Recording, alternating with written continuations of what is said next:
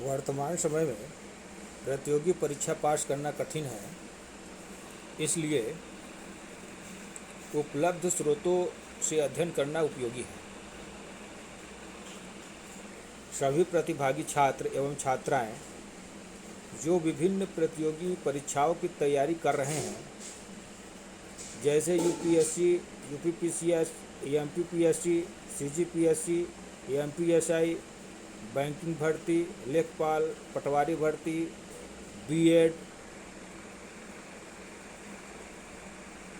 शिक्षक चयन परीक्षा, रेलवे ग्रुप डी, पुलिस चयन इत्यादि, उन प्रतिभागी छात्र एवं छात्राओं का हमारे यूट्यूब चैनल ओपी मैथ में स्वागत एवं अभिनंदन है।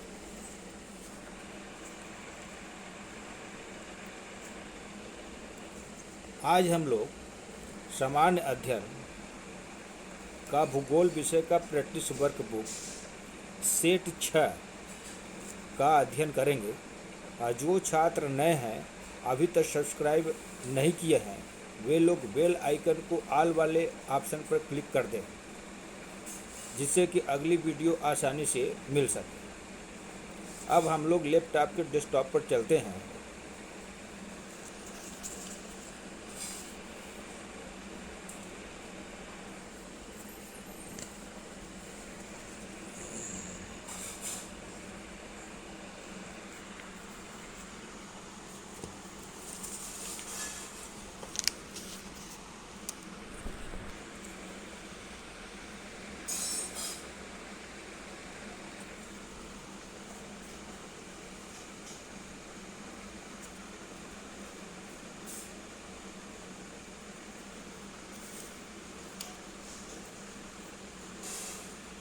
प्रश्न है, एटलस साइकिल कंपनी लिमिटेड निम्नलिखित में से किस स्थान पर स्थित है?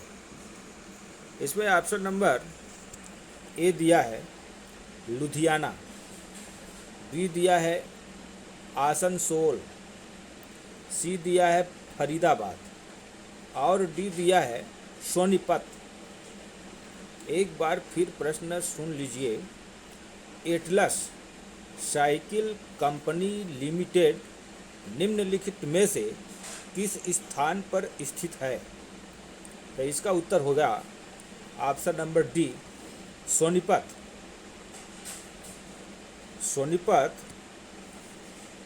हरियाणा में स्थित है, इसलिए हम ऑप्शन नंबर डी पर चिन्ह लगा देंगे।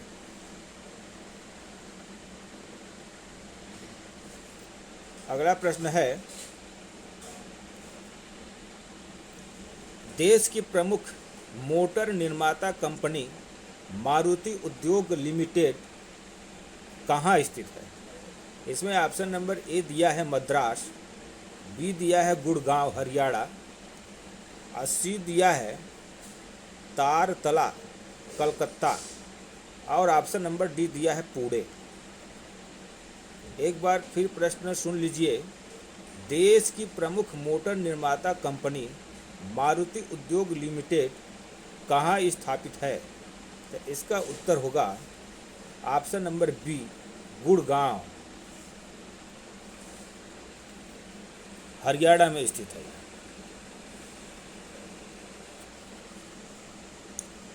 अगला प्रश्न है, डूबते सूर्य का देश, लैंड ऑफ द सिटिंग सन, किसे कहा जाता है? इसे ऑप्शन नंबर ए दिया है न्यूजीलैंड, बी दिया है जापान, सी दिया है ब्रिटेन और डी दिया है इंडोनेशिया। एक बार फिर प्रश्न सुन लीजिए। डूबते सूर्य का देश किसे कहा जाता है? तो इसका उत्तर होगा ऑप्शन नंबर सी, ब्रिटेन। यहाँ पे ध्यान देना है, डूबते हुए सूर्य का देश, अगर यहाँ प्रश्न रहता डूबते हुए, यहाँ हुए शब्द देखिए नहीं है, अगर डूबते हुए सूरज का देश होता तो इसका उत्तर होता नॉर्वे। लेकिन यहाँ पे प्रश्न है डूबते सूरज का देश, यानी डूबते सूर्य का देश, तो हम इसमें उत्तर लगाएंगे ब्रिटेन। यहाँ पे विशेष ध्यान देना है, अगर डूबते हुए सूरज का देश होता तो हम नॉर्वे लगाते। यहाँ डूबते सूरज का देश या डूबते सूर्य का देश है तो हम क्या लगाएंगे, ब्रिटेन।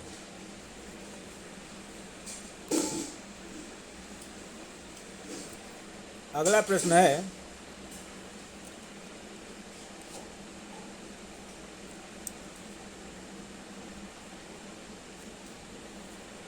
अपनी उर्वरता एवं उत्पादकता के कारण यूरोप की डैन्यूब नदी बेसिन को अन्य किस नाम से जाना जाता है? इसमें ऑप्शन नंबर ए दिया है ग्रीन यूरोप, बी दिया है रेड यूरोप, सी दिया है ब्लू यूरोप और डी येलो यूरोप। एक बार फिर प्रश्न सुन लीजिए।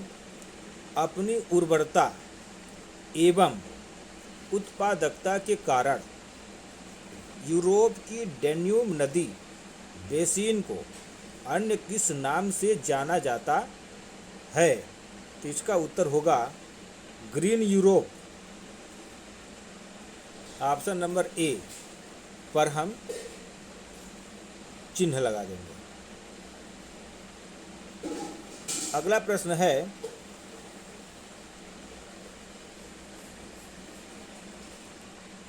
सियाचिन है। अगला प्रश्न है सियाचिन है। इसमें ऑप्शन नंबर ए दिया है पर्वत चोटी, बी दिया है नदी, सी दिया है पर्वतीय पर्वत और डी दिया है हिमनद पर्वत। एक बार फिर प्रश्न सुन लीजिए। सियाचिन है तो इसका उत्तर होगा ऑप्शन नंबर डी हिमनद पर्वत।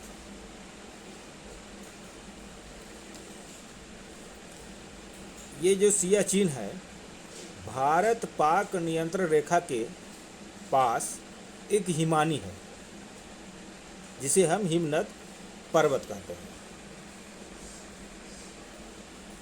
अगला प्रश्न है विश्व का सर्वाधिक ऊंचाई पर स्थित पठार निम्नलिखित में से कौन सा है? इसमें ऑप्शन नंबर ए दिया है बोलिविया का पठार, ऑप्शन नंबर बी दिया है तिब्बत का पठार, ऑप्शन नंबर सी दिया है कोलंबिया का पठार और ऑप्शन नंबर डी दिया है कोलोरेडो का पठार। एक बार फिर प्रश्न सुन लीजिए। विश्व का सर्वाधिक ऊंचाई पर स्थित पठार निम्नलिखित में से कौन सा है? तो इसका उत्तर होगा तिब्बत का पठार। तिब्बत का पठार जो है यह विश्व का सबसे ऊंचा पठार, इसे पामीर का पठार भी कहते हैं, जिसे हम तिब्बत के पठार के नाम से जानते हैं। इसलिए ऑप्शन नंबर बी पर हम चिन्ह लगा। अगला प्रश्न है कारीमाटा जल संधि निम्नलिखित में से किन दो सागरों महासागरों को जोड़ती है? इसमें ऑप्शन नंबर ए दिया है दक्षिणी चीन सागर एवं जावा सागर, ऑप्शन नंबर बी दिया है मारमरा सागर एवं एजियन सागर, ऑप्शन नंबर सी दिया है बेरिंग सागर एवं चुक्सी सागर और ऑप्शन नंबर डी दिया है जापान सागर एवं पूर्वी चीन सागर। एक बार फिर प्रश्न सुन लीजिए। कारीमाटा जल संधि निम्नलिखित में से किन दो सागरों महासागरों को जोड़ती है? तो इसका उत्तर होगा ऑप्शन नंबर ए दक्षिणी चीन सागर एवं जावा सागर। इसलिए हम ऑप्शन नंबर ए पर चिन्ह लगा देंगे।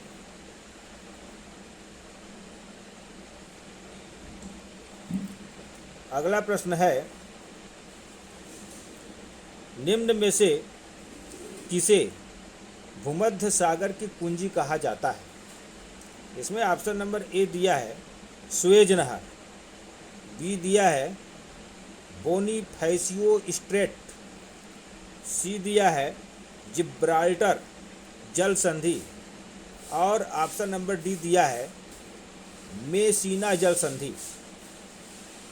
एक बार फिर प्रश्न सुन लीजिए, निम्न में से किसे भूमध्य सागर की कुंजी कहा जाता है? तो इसका उत्तर होगा जिब्राल्टर जल संधि, ऑप्शन नंबर सी। इसलिए हम ऑप्शन नंबर सी पर चिन्ह लगा दें। अगला प्रश्न है, नीचे कुछ स्थानों के वर्तमान एवं पूर्व नाम दिए गए हैं, कौन सा सुमेलित नहीं है? इसमें ऑप्शन नंबर ए दिया है Harare Salisbury, option number B दिया है Benin Dahomey, option number C दिया है Oslo Christiania, option number D दिया है जकार्ता लियोपोल्डविले। एक बार फिर प्रश्न सुन लीजिए, नीचे कुछ स्थानों के वर्तमान एवं पूर्व नाम दिए गए हैं, कौन सा सुमेलित नहीं है? तो इसका उत्तर होगा ऑप्शन नंबर डी जकार्ता लियोपोल्डविले। इसलिए हम ऑप्शन नंबर डी पर चिन्ह लगा देंगे। अगला प्रश्न है, अपर वोल्टा देश का नया नाम क्या है? इसमें ऑप्शन नंबर ए दिया है घाना, बी दिया है बर्किना फासो, सी दिया है ताइवान और डी दिया है बोत्सवाना। एक बार फिर प्रश्न सुन लीजिए, अपर वोल्टा देश का नया नाम क्या है? तो इसका उत्तर होगा option number B Burkina Faso. हम इसमें ऑप्शन नंबर बी पर चिन्ह लगा देंगे। बुर्किना फासो यह पश्चिम अफ्रीका का एक लैंडलॉक देश है। कहाँ का है यह? पश्चिम अफ्रीका का। अगला प्रश्न है, गोवा की राजधानी पणजी निम्नलिखित में से किस नदी के किनारे स्थित है? इसमें ऑप्शन नंबर ए दिया है कोयना, बी दिया है मांडवी, सी दिया है भीमा और डी दिया है मूठा। एक बार फिर प्रश्न सुन लीजिए, गोवा की राजधानी पणजी निम्नलिखित में से किस नदी के किनारे स्थित है? तो इसका उत्तर होगा option number B Mandvi, option number B Mandvi.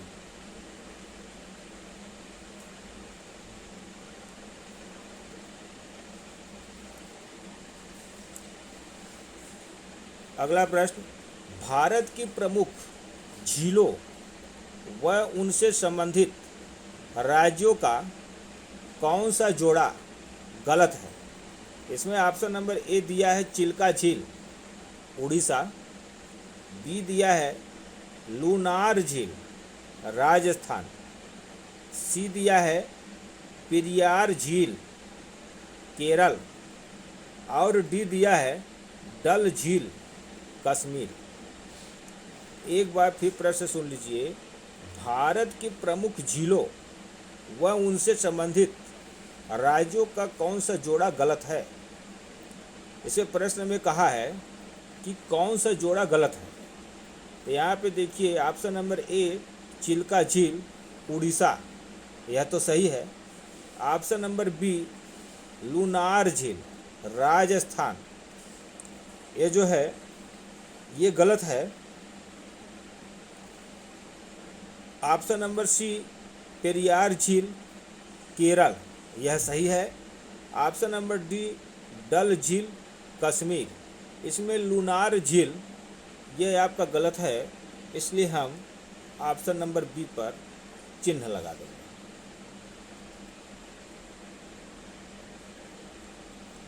अगला प्रश्न, किस उद्योग को आधुनिक सभ्यता के लिए सबसे मूलभूत माना जाता है? इसमें ऑप्शन नंबर ए दिया है रसायन, बी दिया है वस्त्र, सी दिया है लौह व इस्पात, डी दिया है पेट्रो रसायन। एक बार फिर प्रश्न सुन लीजिए, किस उद्योग को आधुनिक सभ्यता के लिए सबसे मूलभूत माना जाता है? इसका उत्तर होगा ऑप्शन नंबर सी लौह व इस्पात, इसलिए हम ऑप्शन नंबर सी पर चिन्ह लगा देंगे। यहाँ पे लौह इस्पात उद्योग है जिसे हम आधुनिक सभ्यता के लिए जाने जाते हैं। अगर यहाँ पे प्रश्न आधुनिक सभ्यता होता तो इसका उत्तर होता पेट्रो रसायन।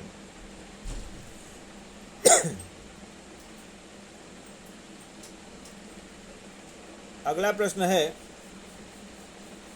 भारत के मानसून लौटने की निम्नलिखित तिथियों में कौन सी तिथि गलत है? इसमें ऑप्शन नंबर ए दिया है पंजाब 15 से 20 सितंबर, बी दिया है उत्तर प्रदेश 1 से 10 अक्टूबर, सी दिया है आंध्र प्रदेश 15 से 25 अक्टूबर और डी दिया है तमिलनाडु 25 से 30 अक्टूबर। तो एक बार फिर प्रश्न सुन लीजिए, भारत में मानसून लौटने की निम्नलिखित तिथियों में कौन सी तिथि गलत है? तो इसमें जो तिथि गलत है तमिलनाडु है, ऑप्शन नंबर डी। तमिलनाडु में 25 से 30 अक्टूबर यह गलत है। बाकी पंजाब 15 से 20 सितंबर यह सही है। उत्तर प्रदेश 1 से 10 अक्टूबर ये भी सही है। आंध्र प्रदेश 15 से 25 अक्टूबर ये भी सही है। इसलिए हम ऑप्शन नंबर डी पर चिन्ह लगा देंगे।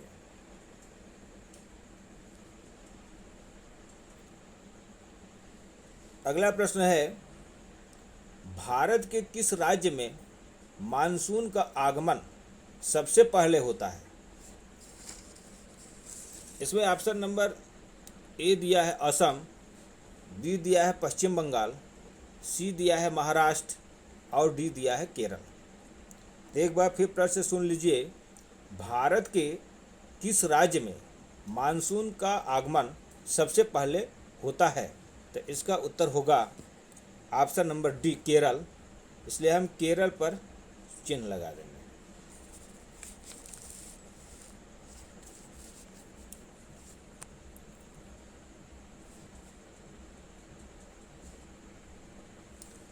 अगला प्रश्न है, भारत के निम्नलिखित में से किस नगर में मानसून की वर्षा सर्वप्रथम होती है? इसमें ऑप्शन नंबर ए दिया है बम्बई, ऑप्शन नंबर बी दिया है दिल्ली, सी दिया है कलकत्ता और डी दिया है त्रिवेंद्रम। एक बार फिर प्रश्न सुन लीजिए, भारत के निम्नलिखित में से किस नगर में मानसून की वर्षा सर्वप्रथम होती है? तो इसका उत्तर होगा त्रिवेंद्रम, इसलिए हम ऑप्शन नंबर डी पर चिन्ह लगा देंगे।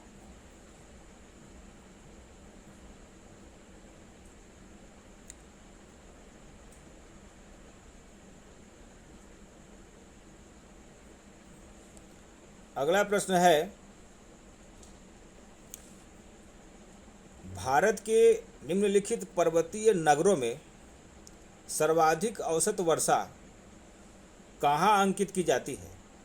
इसमें ऑप्शन नंबर ए दिया है मसूरी, बी दिया है दार्जिलिंग, सी दिया है शिलांग और डी दिया है शिमला। एक बार फिर प्रश्न सुन लीजिए, भारत के निम्नलिखित पर्वतीय नगरों में सर्वाधिक औसत वर्षा कहाँ अंकित की जाती है? तो इसका उत्तर होगा ऑप्शन नंबर बी दार्जिलिंग।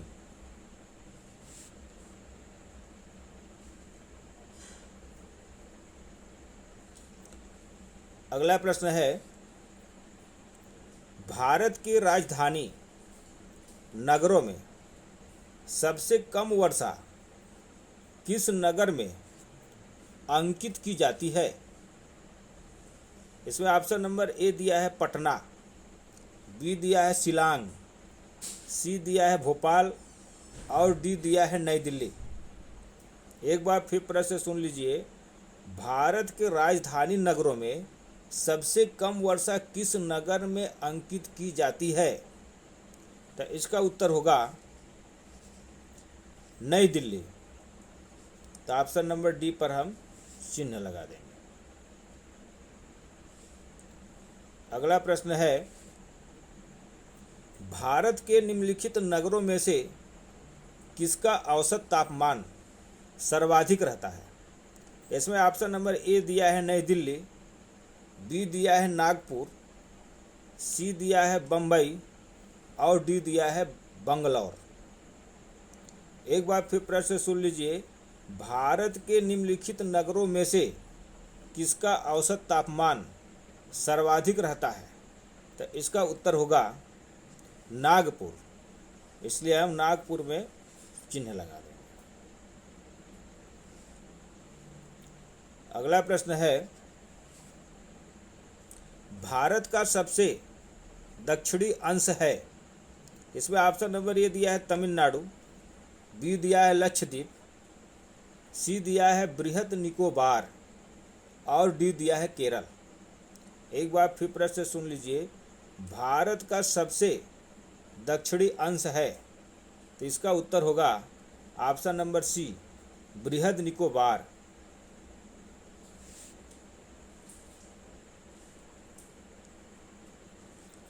अगला प्रश्न है, भारत की सबसे लंबी नदी कौन सी है? इसमें ऑप्शन नंबर ए दिया है यमुना, बी दिया है गोदावरी, सी दिया है गंगा और डी दिया है नर्मदा। एक बार फिर प्रश्न सुन लीजिए, भारत की सबसे लंबी नदी कौन सी है? तो इसका उत्तर होगा गंगा, ऑप्शन नंबर सी।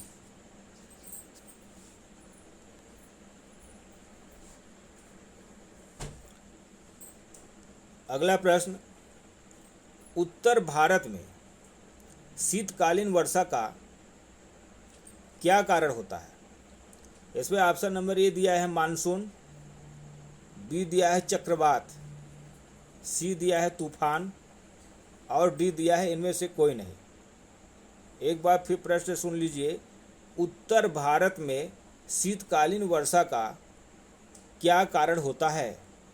तो इसका उत्तर होगा ऑप्शन नंबर बी चक्रवात।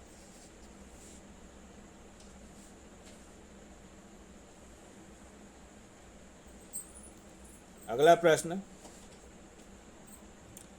निम्नलिखित में से कौन अधिकृत क्षेत्र पुर्तगाल के आधिपत्य से सन 1996 में स्वतंत्र हुआ? इसमें ऑप्शन नंबर ए दिया है एरुबा द्वीप, बी दिया है अजोर्स द्वीप, सी दिया है वर्जिन द्वीप और डी दिया है मैडेरिया द्वीप समूह। एक बार फिर प्रश्न सुन लीजिए, निम्नलिखित में से कौन अधिकृत क्षेत्र पुर्तगाल के आधिपत्य से सन 1996 में स्वतंत्र हुआ? तो इसका उत्तर होगा एरुबा द्वीप, ऑप्शन नंबर ए।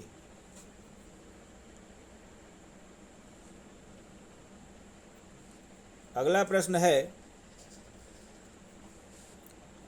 सूरीनाम की राजधानी कहाँ है? इसमें ऑप्शन नंबर ए दिया है एरासिसियोन, बी दिया है पारामारिबो, सी दिया है सैंटियागो और डी दिया है पोर्ट ओ स्पेन।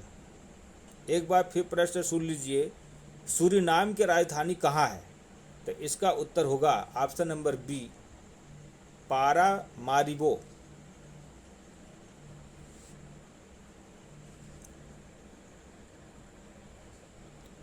अगला प्रश्न है,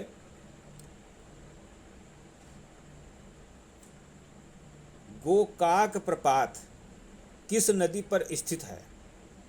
इसमें ऑप्शन नंबर ए दिया है कावेरी, बी दिया है ताम्रपर्णी, सी दिया है सरवती और डी दिया है गोकाक।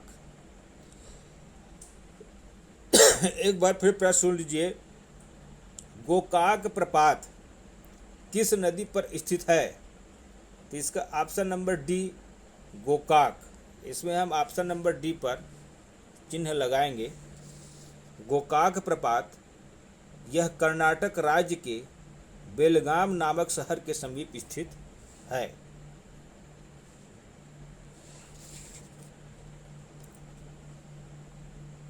अगला प्रश्न, अरावली पर्वतमाला से निकलने वाली कौन सी नदी पूर्व की ओर प्रवाहित होती है? इसमें ऑप्शन नंबर ए दिया है माही, बी दिया है बनास, सी दिया है लूनी और ऑप्शन नंबर डी दिया है सुकरी। एक बार फिर प्रश्न सुन लीजिए, अरावली पर्वतमाला से निकलने वाली कौन सी नदी पूर्व की ओर प्रवाहित होती है? तो इसका उत्तर होगा बनास नदी, ऑप्शन नंबर बी।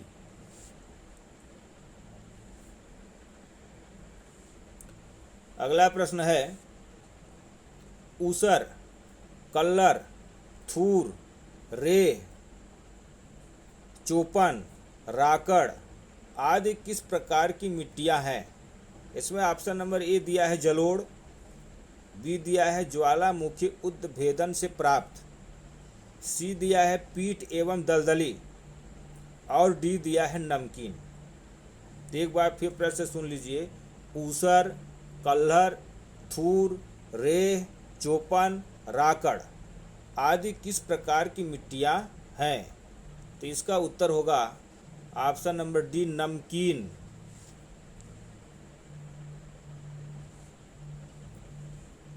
अगला प्रश्न है, लीनिंग टावर ऑफ पीसा कहाँ है? इसमें ऑप्शन नंबर ए दिया है अमेरिका, बी दिया है स्विट्जरलैंड, सी दिया है फ्रांस और डी दिया है इटली। एक बार फिर प्रश्न सुन लीजिए, लीनिंग टावर ऑफ पीसा कहाँ है? तो इसका उत्तर होगा इटली, ऑप्शन नंबर डी।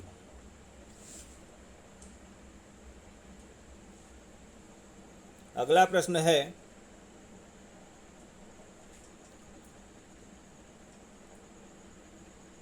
सूची फर्स्ट और सूची सेकंड से सुमिलित कीजिए। सूची फर्स्ट में दिया है उत्तर रेलवे, बी में दिया है पश्चिमी रेलवे, सी में दिया है मध्य रेलवे, डी में दिया है दक्षिणी मध्य रेलवे। सूची सेकंड में दिया है सिकंदराबाद, दूसरा में दिया है मुंबई छत्रपति शिवाजी राव टर्मिनल, 3 में दिया है मुंबई चर्च गेट और 4 में दिया है दिल्ली। इसको सुमेलित करना है तो यहाँ पे आप ध्यान देंगे, उत्तर रेलवे दिल्ली यानी ए का 4 नंबर, पश्चिमी रेलवे मुंबई चर्च गेट इसमें बी का 3 नंबर, मध्य रेलवे सी का मुंबई छत्रपति शिवाजी राव टर्मिनल सी का 2, डी नंबर दक्षिणी मध्य रेलवे यह है सिकंदराबाद। तो इसलिए इसका ऑप्शन नंबर ये बी में ए का 4, बी का 3, सी का 2, डी का 1 सुमेलित है, इसलिए हम ऑप्शन नंबर बी पर चिन्ह लगाएंगे।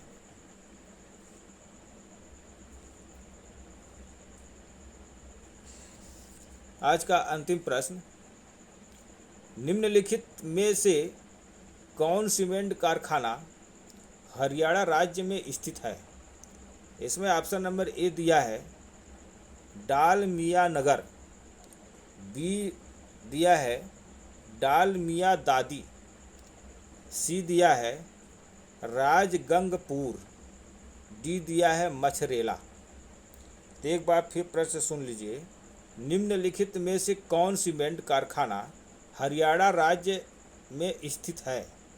तो इसका उत्तर होगा ऑप्शन नंबर बी, डालमिया दादी। आज का टॉपिक यहीं तक।